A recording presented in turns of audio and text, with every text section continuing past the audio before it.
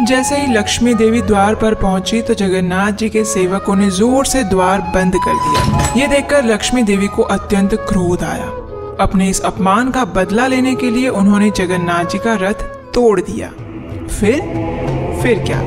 वही हुआ जो हमेशा होता आया है। चलिए देखते हैं।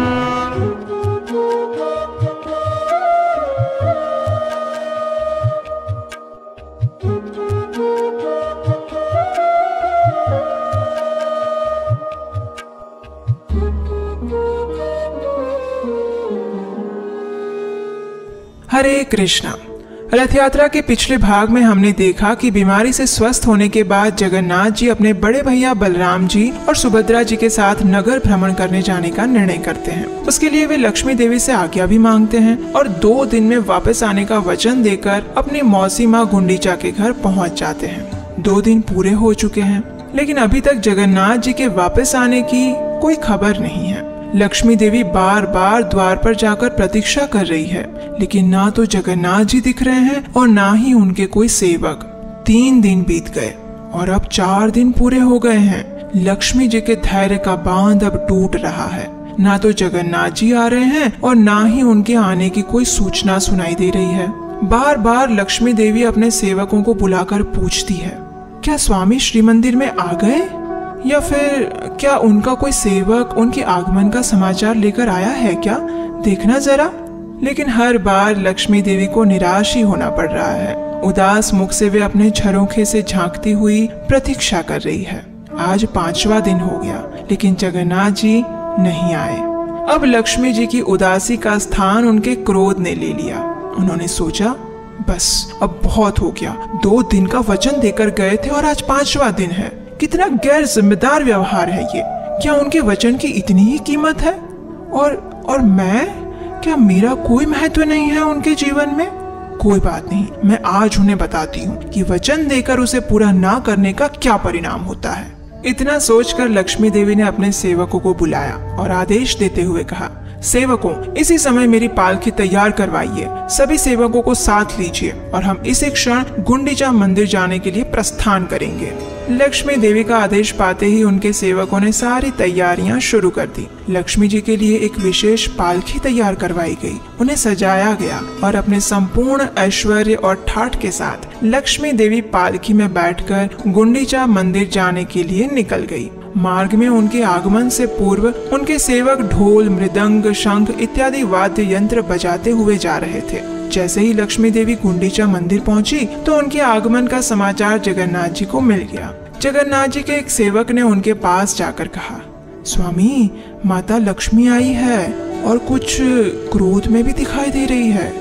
ये सुनकर जगन्नाथ जी को अचानक याद आया अपना वचन जो उन्होंने लक्ष्मी देवी को दिया था। आखिर जगन्नाथ जी को बड़ा दुख हुआ, लेकिन अब क्या करें, भूल तो हो गई। अब अपनी पत्नी को मनाने के सिवा और कोई उपाय भी नहीं था। लेकिन उनके सामने जाए तो जाए कैसे, और वो भी ऐसे समय में जब लक्ष्मी देवी इतने क्रोध में थी। कहीं श्राप दे दिया तो फिर से? नहीं, जगन्नाथ जी ने सोचा इस समय उनके समक्ष जाना ठीक नहीं। जब उनका क्रोध शांत हो जाएगा फिर देखेंगे। अब इधर लक्ष्मी देवी की पालकी जैसे ही गुंडीचा मंदिर के आंगन में पहुंची तो जगन्नाथ जी के सभी सेवक गण वहां एकत्रित हो गए। उन्होंने देखा, अरे लक्ष्मी देवी अत्यंत क्रोध में हैं और बस मंदिर में प्रवेश करने ही वाली है। और तभी जगन्नाथ जी के सेवकों ने मंदिर का द्वार जोर से बंद कर दिया। ये देखकर लक्ष्मी देवी को अत्यंत क्रोध आया। उन्होंने सोचा, स्वामी, आप यहाँ मेरे बिना ही अपने बड़े भैया और बहन सुभद्रा के साथ बड़े सुख पूर्वक रह रहे हैं। आपने मुझे वचन दिया था कि आप 2 दिन में वापस आ जाएंगे, लेकिन आज 5 दिन हो गए हैं और आपको इस बात का थोड़ा भी विचार नहीं आ रहा है कि मैं आपकी प्रतीक्षा कर रही होंगी। कोई बात नहीं, जैसी आपकी इच्छा, अब आप यहीं पर रहिए। ये सोचकर लक्ष्मी देवी ने अपने इस अपमान का बदला लेने के लिए अपने सेवकों को एक भयंकर आदेश दिया। उन्होंने कहा, ये रहा मेरे स्वामी का रथ नंदी घोष, जाओ उसे तोड़ दो। और लक्ष्मी जी के सेवकों ने भी अपनी स्वामिनी का आदेश पालन करते हुए जगन्नाथ जी का रथ तोड़ दिया। और वहाँ जगन्नाथ जी के सेवकों और लक्ष्मी देवी के सेवकों के बीच में थोड़ी मार पिटाई भी हो गई। उसके बाद लक्ष्मी देवी चुपचाप वहाँ से वापस श्री मंदिर आ गई, लेकिन इस बार वे मुख्य मार्ग से नहीं आई, अपितु हेरा गोहरी गली से आई। उड़िया भाषा में हीरा का अर्थ होता है देखना। जब लक्ष्मी देवी अपने पति जगन्नाथ जी को देखने के लिए 5वें दिन आती हैं, तो उसे हीरा पंचमी का उत्सव कहा जाता है। अब 7वें दिन गुंडीचा मंदिर में जगन्नाथ जी, बलदेव जी और सुभद्रा जी का संध्या दर्शन किया गया। सभी भक्तों ने उसमें उत्साह पूर्वक भाग लिया और जगन्नाथ जी के दर्शन किए। 8वें दिन तीनों भाई बहन के रथों को वापस श्री मंदिर जाने के लिए दक्षिण दिशा की ओर मुख करके रख दिया गया और 9वें दिन ये रथ वापस श्री मंदिर जाने के लिए तैयार हो गए। जगन्नाथ, बलदेव और सुभद्रा जी ने माता गुंडीचा से वापस जाने की आज्ञा ली, उन्हें प्रणाम किया और वापस अपने रथ पर आरूढ़ हो गए। इस वापस जाने की यात्रा को बहुड़ा यात्रा के नाम से जाना जाता है। इसमें इतनी धूमधाम नहीं होती। अब देखिए, बलदेव जी और सुभद्रा जी का रथ तो सीधा सिंह द्वार तक आ जाता है, लेकिन जगन्नाथ जी सिंह द्वार जाने से पहले गजपति राजा के महल के द्वार पर कुछ देर खड़े रहते हैं और उसी समय लक्ष्मी जी के सेवक ये सूचना जाकर लक्ष्मी देवी को देते हैं। ये सुनकर लक्ष्मी देवी मन ही मन प्रसन्न होती है। आखिर उनके स्वामी जो आ रहे हैं, वे श्री मंदिर से बाहर आकर चानी मंडप में आती है और फिर रसोई घर से होकर भेंट मंडप में प्रवेश करती है और इस प्रकार 10 दिन बाद उन्हें अपने स्वामी के दर्शन होते हैं। इसे लक्ष्मी नारायण भेंट या फिर चानी मिलन भी कहते हैं। उस समय लक्ष्मी देवी को जगन्नाथ जी का विशेष हार प्रदान किया जाता है। वे जगन्नाथ जी के रथ नंदी घोष की प्रदक्षिणा करती हैं और फिर श्री मंदिर में उनके आगमन की प्रतीक्षा करने के लिए वापस श्री मंदिर चली जाती है। कुछ समय बाद जगन्नाथ जी का रथ भी सिंह द्वार पर आ गया। अब फिर से तीनों भाई बहन श्री मंदिर में प्रवेश करने वाले हैं, लेकिन यहाँ रथ यात्रा समाप्त नहीं होती। आपको क्या लगता है, लक्ष्मी देवी इतनी सरलता से अपने पति को क्षमा कर देंगी? जी नहीं। बलदेव जी और सुभद्रा मैया को तो सीधा श्री मंदिर में प्रवेश मिल जाता है, लेकिन हमारे प्यारे जगन्नाथ जी बाहर ही फंस जाते हैं। लक्ष्मी जी के आदेश से उन्हें प्रवेश करने के लिए मना कर दिया जाता है। जगन्नाथ जी हाथ जोड़कर लक्ष्मी देवी से प्रार्थना करते हैं, उनके सेवक भी क्षमा याचना करते हैं, लेकिन लक्ष्मी देवी नहीं मानती।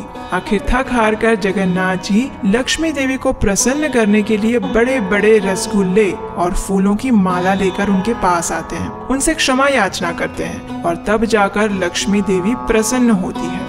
आखिर पति पत्नी की इस मीठी नोकझोंक समाप्त हो जाती है और जगन्नाथ जी के लिए श्री मंदिर के द्वार खोल दिए जाते हैं। तो यह है संपूर्ण रथ यात्रा उत्सव की कथा।